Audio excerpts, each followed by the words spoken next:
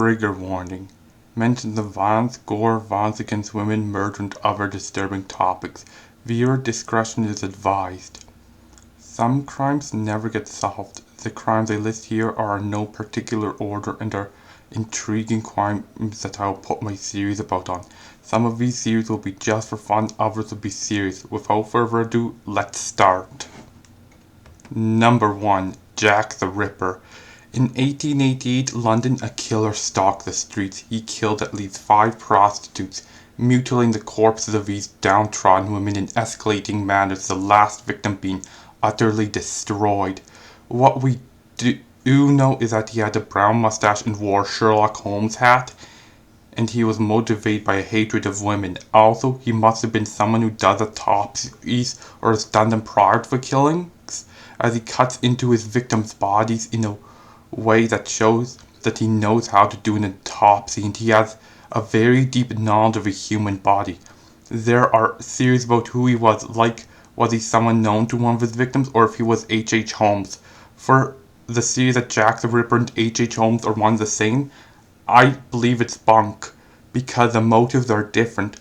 The women Jack killed were down on their luck and Holmes killed for insurance money, so Jack's kills were done with no monetary gain. Some people theorize that he was a literal demon, but as there's no proof that demons exist, I don't know. Other pieces of pop culture have done their own takes on Jack the Ripper and his mysterious disappearance. Some say he's an entity that possesses men to kill women. Others say that he was a vampire, and others say that he met his end when he was eaten by a reptilian detective from the Hollow Earth. Number 2. The Chicago Tylenol Murders. Ever wonder why Tylenol bottles are so tough to open? It's to prevent mass poisonings, which are not a hypothetical concern. In 1982 in the Chicago area, 7 people died from ingesting potassium cyanide-laced Tylenol bottles. While a man named James William Lewis made a ransom note, I don't think he was associated with it, as there's no concrete evidence tying him to the poisonings. For what they think the motive of randomly spiking bottles of Tylenol with potassium cyanide, I don't think any of the people killed by the bottles were the target. The motive was revenge against Johnson & Johnson by creating a scare about people dying from taking their products. For whom I believe did it, I have 2 possible culprits: an anonymous disgruntled employee with a low regard for human life, or a competitor brand willing to do anything to make other pharmaceutical companies go down, even lethally tampering with their products to poison innocent people.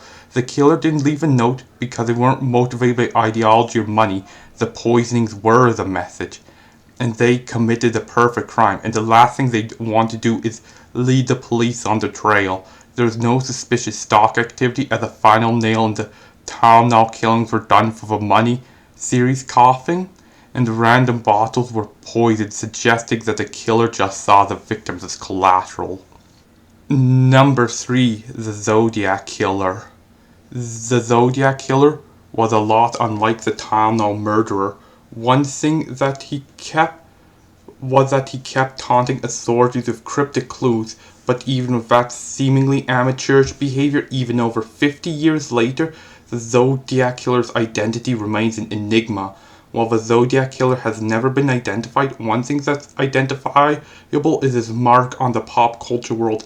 There are many a film about amateur detectives trying to identify the Zodiac Killer, and fictional villains inspired by him, such as John Doe from Seven and the Riddler from the Batman.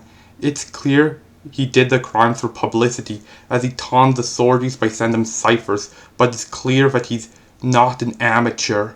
The Zodiac Killer is smart enough to make risks like this, as one of his 4 ciphers has been cracked only in 2020, which is 2 years before the recording of this video, and 2 more remain unsolved.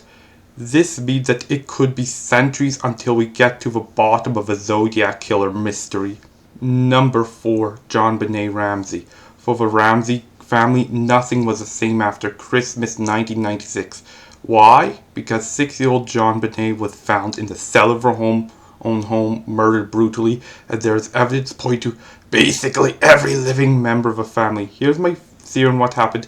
The killer was clearly very organized, as the murder was well thought out with false leads pointing to JonBenet's brother Burke, who was 9 at the time and had an intense sibling rivalry, and planned evidence against the parents John and Patsy.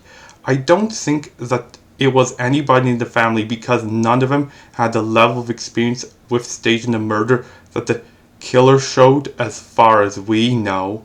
The murderer was probably a judge or viewer of a child beauty pageant. Patsy, who had a modeling career herself, got her daughter into. I do understand that you want your daughter to enjoy the same thing she does, but still, child beauty pageants are a parenting dick move. And if somebody in the family did it, Patsy would have made a deathbed confession, or it would have been found out. The killer snuck into the Ramsey home without anybody finding out, waited until Jean Benet stirred in the night, grabbed her, raped her, killed her, and wrote the fake ransom note, making sure that everything went back to where they found it, except for the dead child, and exited through the open window carefully. Number 5. The SQL Slammer.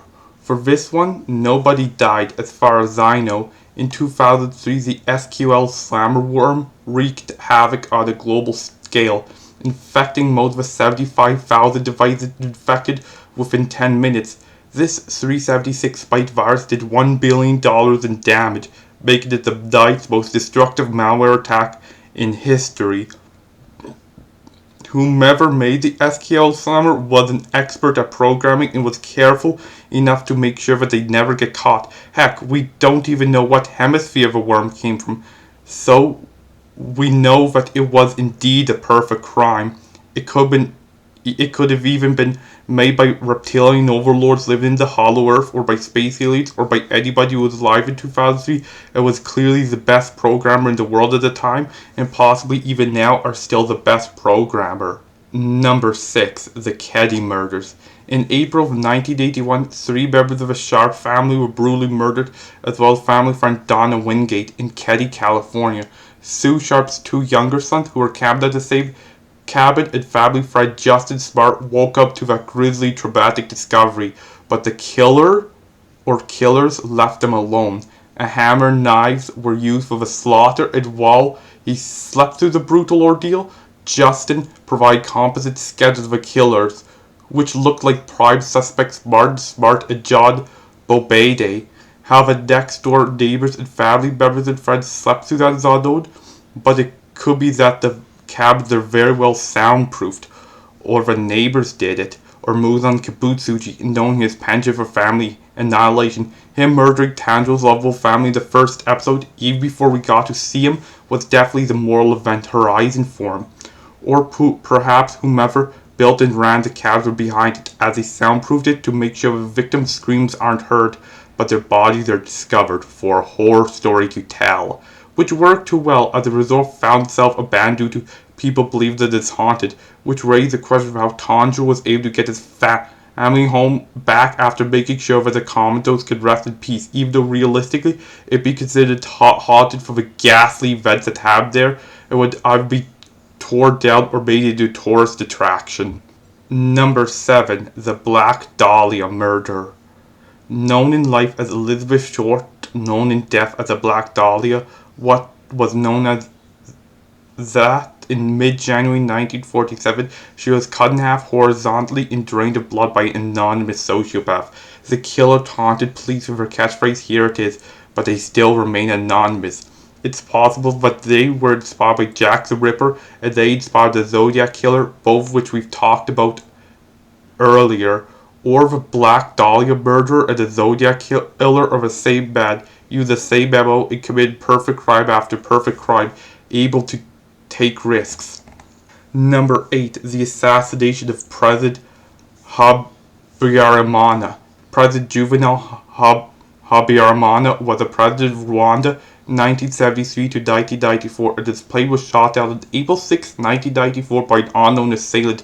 On board was the president of neighboring country Burundi, Cyprian Ntaryamira, who was in power for only 2 months and wasn't that controversial at the time, making this assassination the only incidental assassination in history.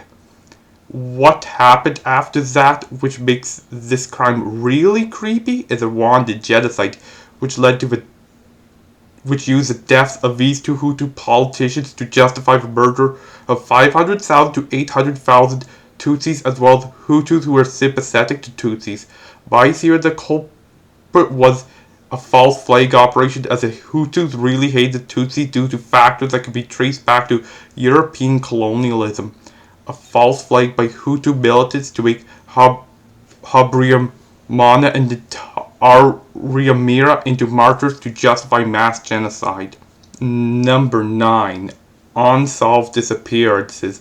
Across the world, across the centuries, people have disappeared without a trace. Amelia Earhart, Madeleine McCann, the crew of the USS Cyclops, all of which vanished with no known culprit or cause. It could be like Yagami at work, as he took out the pursuer by using Death Note to make her vanish from the face of the earth, presumably create a million conspiracy theories in the universe. Or it could be very skilled kidnappers / killers for one reason or another.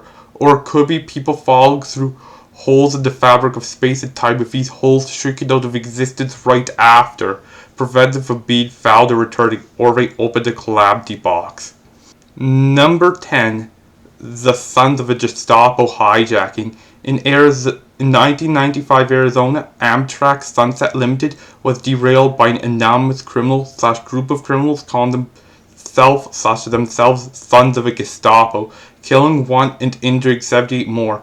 Why phrased things the way he did was that as the hijacking was simply enough to be pulled off by a single person who was claimed to be multiple to throw investigators off her trail. The hijacker knew how locomotives worked and claimed that the attack was revenge for the Waco siege, similar to the Oklahoma City bombing, which was also done by outright nutjobs.